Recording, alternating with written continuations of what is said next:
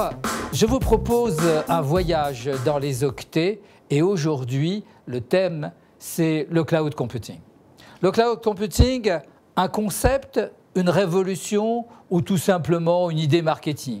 J'ai avec moi Louis Nogest, grand spécialiste du domaine, qui va me permettre d'étudier avec lui et peut-être, si vous réagissez, avec vous, sur le cloud computing, où en est-on aujourd'hui.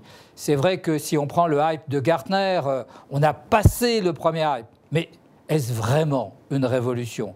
Y a-t-il un avenir pour le cloud computing ou au fond c'est une idée de brouillard pour le brouillard? Louis Nogest, bonjour.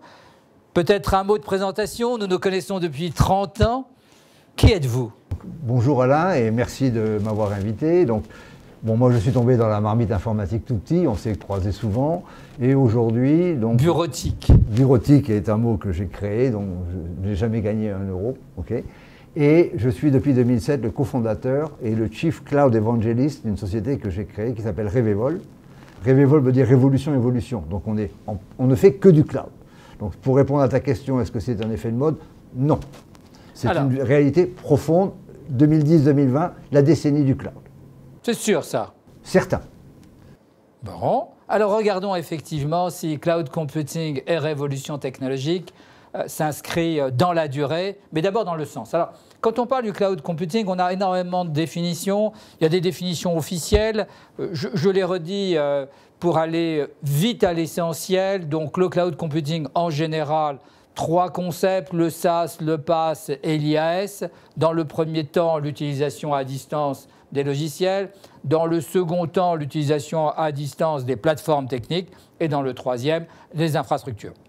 Alors moi j'ai une question directe qui me vient immédiatement. Par rapport à l'outsourcing en ligne, par rapport à l'externalisation en ligne, par rapport tout simplement à faire du travail à distance, qu'est-ce que ça veut vraiment dire le cloud computing sur le plan purement technique? Où se trouve la fracture digitale?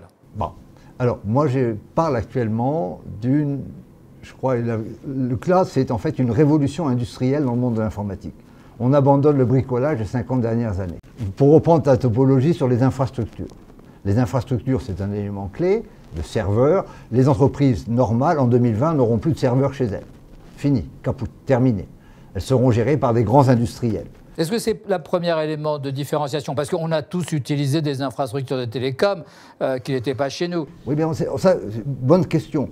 Ça a commencé par les réseaux. La plupart d'entreprises ont déjà externalisé leur réseau à des acteurs réseau. C'est déjà fait, ça. Bon, c'est fait, ça. C'est fait, ça. Bon, l'électricité, les réseaux? Oui, alors l'électricité et les serveurs, ça va faire la même logique.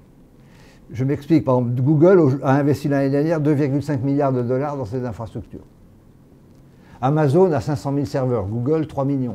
Quand vous dites, Louis, les infrastructures, vous pensez au réseau, à la climatisation, les serveurs eux-mêmes, voilà. De manière générale, l'ensemble de la puissance informatique. En fait, le cloud, ma définition, vue par une entreprise utilisatrice ou par un étudiant qui travaille, c'est un navigateur sur un objet mobile, quel que soit l'objet mobile, qui me permet, que l'on appelle maintenant non plus un PC, PC c'est Personal Cloud, non plus Personal Computer, et depuis cet objet mobile, je peux choisir une tablette, un smartphone chez n'importe quel acteur. J'accède par un réseau filaire ou sans fil, de plus en plus sans fil, à des ressources informatiques sur le cloud.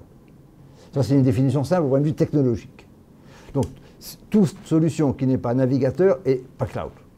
C'est-à-dire que c'est un accès universel à travers une interface partagée par tous. Voilà, et comme on ne sait pas ce qui va se passer au point de vue innovation dans les 5 prochaines années, qu'est-ce qu'il y aura comme tablette, comme smartphone, on ne sait pas. S'il y a un navigateur, et pour les ingénieurs qui sont dans la salle en HTML5, ce qui garantit l'universalité, à ce moment-là, je peux avoir une tablette, un smartphone, comme toi, comme moi, peu importe, on est connecté à des serveurs externes. Ça, c'est la partie infrastructure. Et derrière, il faut des usines. Bon, pour prendre un exemple très simple, il y a un laboratoire pharmaceutique qui avait besoin de faire des calculs de protéines pour déterminer les nouveaux médicaments. Il avait besoin de 50 000 serveurs pendant 10 heures. Il a appelé Amazon, ça lui a coûté 5 000 $. Point. Alors regardons ça de plus près. Si on regarde maintenant l'offre technique pour pouvoir aussi faire un peu de conjugaison juridique, d'après un des éléments qui apparaît immédiatement, c'est qu'on est en multipoint, c'est-à-dire on peut accéder de n'importe quel endroit, oui. On est en multi-technologie, on peut utiliser toutes les technologies aujourd'hui disponibles dans le numérique, on est en multimédia, quel que soit le support et le format, et on est en multi-réseau, multi-canaux. Et donc la règle, c'est cette universalité pour faire a priori ce que l'on faisait plus ou moins difficilement dans l'entreprise. Aujourd'hui, on va le faire extrêmement facilement dans le cloud. Ça veut dire quoi? Un bouquet de services. Exactement, c'est IT as a service. Pour généraliser le IaaS, c'est IT as a service. En tant que DSI ou en tant que professionnel de l'informatique, je propose des services à mes clients. Ces services peuvent être stockés sur des clouds, multi-cloud. Là aussi, le point clé, comme dans le monde de l'industrie, il n'y aura plus de monopole. Prenons l'exemple de l'industrie automobile. Michelin fabrique des pneus, pas des pare-brises. Plastic Omnium fabrique des réservoirs, il ne fabrique pas des essuie-glaces. Valeo fabrique des essuie-glaces. Donc on va avoir un monde avec des professionnels qui sont très bons dans un métier. Google fait très bien la bureautique, Amazon fait très bien le e-commerce, fait très bien l'infrastructure, Salesforce du CRM, et je ne vois pas Google demain aller faire du CRM. Chacun son business. Et je crois que ça, c'est aussi un signe fort de cette industrialisation. Si on est bon dans un domaine, comme Salesforce en CRM, on est numéro 1 mondial, on fait 3 milliards de dollars de chiffre d'affaires, et toutes les grandes entreprises vont prendre ma solution. Ensuite, si je veux de la messagerie, je vais prendre Google. Si je veux prendre ensuite de la gestion de budget, je prendrai un adaptative planning. Il va y avoir des acteurs industriels, aussi bien dans les infra que dans les usages. Et alors, pour répondre à ta question, c'est effectivement anywhere, anytime, any device, n'importe où, n'importe quand, sur n'importe quel objet. Ça, c'est le concept de Xavier, ouais, on y reviendra. On y reviendra sûrement, voilà. Et donc, c'est ce côté industriel, génial.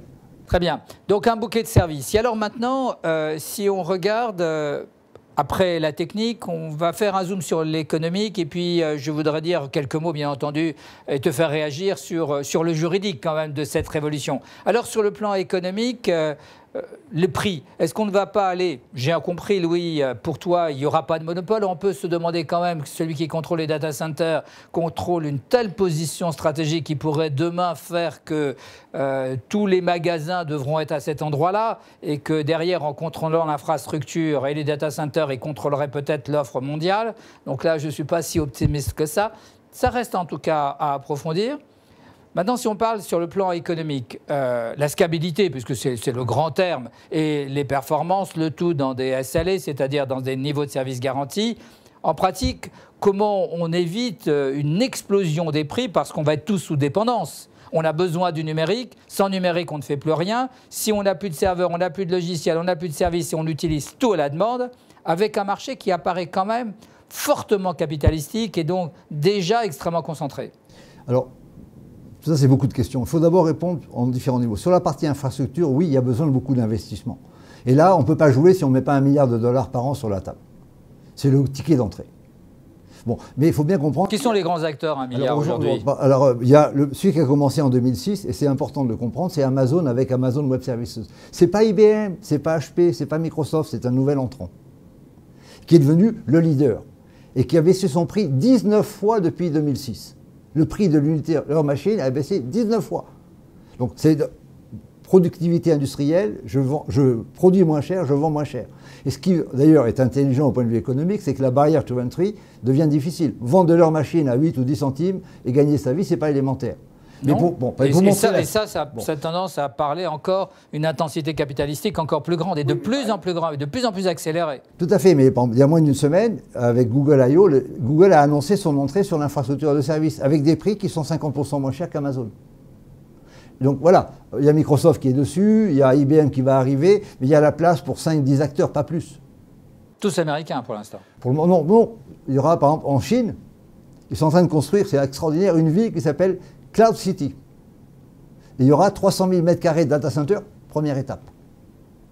Donc, en Inde, 80 000 m². Donc, c'est de l'industrie mondiale, mais de l'industrie. Ça, c'est pour la partie infrastructure.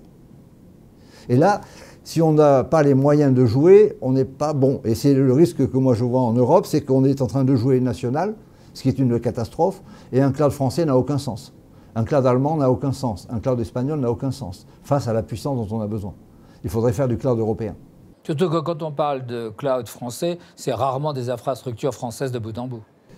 Non, mais pour parler clair, il y a un projet sur le grand emprunt de faire un cloud avec Orange et et je ne sais plus qui, mais bon, c'est du bricolage. Alors revenons au prix.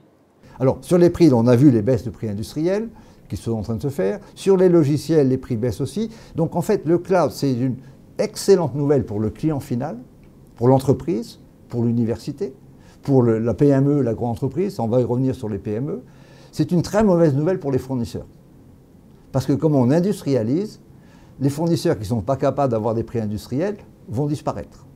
Et dans le service, dans le logiciel, les prix de vente sont divisés par 10, par 20 ou par 50. Alors j'ai une question là par rapport au prix, parce qu'aujourd'hui, quand on est en situation de concurrence très forte, on peut supposer a priori un prix qui baisse, mais des clouds comme celui d'Apple, qui sont quand même, certes, de haut niveau, mais qui sont quand même déjà un cloud qui permet par iTunes de verrouiller l'ensemble des utilisateurs, est-ce qu'on ne verra pas des mondes qui vont se fermer avec des gens qui seront en situation de dépendance et derrière de prix contrôlés?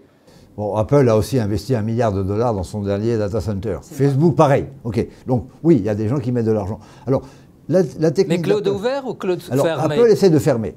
Bon, ça a toujours été sa stratégie. Je vois que nous partageons a priori... J'ai un téléphone Android, et chez Revevol, on est très ouvert, on a des machines différentes. Bon, je pense que la stratégie de fermeture va échouer. Pas échouer comme Apple, ça vaut le coup. Non, mais elle va se marginaliser. Bon, Microsoft essaie de fermer aussi, il va un petit peu fermer sur son Windows 8. Bon, pour prendre un exemple ridicule de nos chers amis de Microsoft, le seul navigateur qu'on pourra installer sur les nouveaux Windows 8 en plateforme ARM mobile, ce sera un navigateur Internet Explorer. On ne pourra pas installer un Chrome, on ne pourra pas installer un Firefox. Ils se foutent du monde.